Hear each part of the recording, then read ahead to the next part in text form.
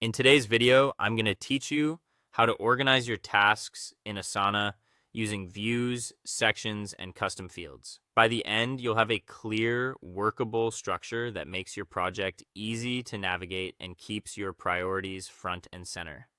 Start by opening the Asana project where your tasks are already listed. Think of this as your command center.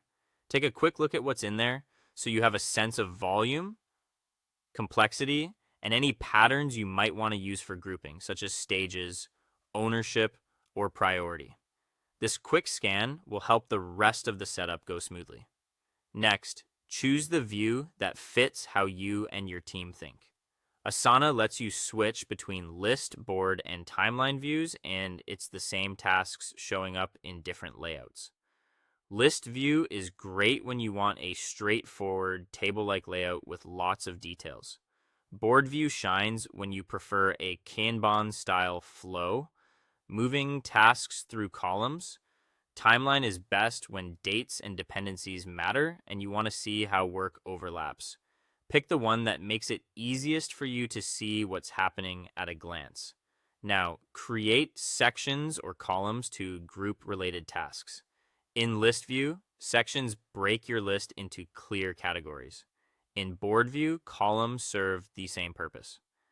Name these groups with simple, unambiguous labels like to do, in progress, and done, or by phase such as planning, execution, and review. Keep it consistent and resist overcomplicating it. Too many categories can make things harder to parse. With your structure in place, drag tasks into the correct section or column. This is where the project starts to make sense visually. Move items in small batches and pause to make sure the distribution feels balanced.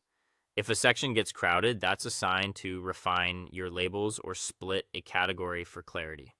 To dial in even more organization, use custom fields, priorities, or due dates. Custom fields let you mark things like priority level, effort, or department, and they're great for sorting and filtering later.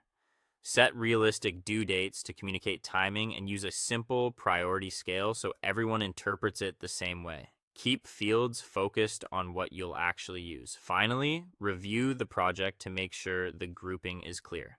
Scan from top to bottom and ask yourself if someone new could understand the flow in seconds. Tidy up names, adjust sections, and make sure nothing is stranded without a logical home. Once it looks clean and understandable, you're set.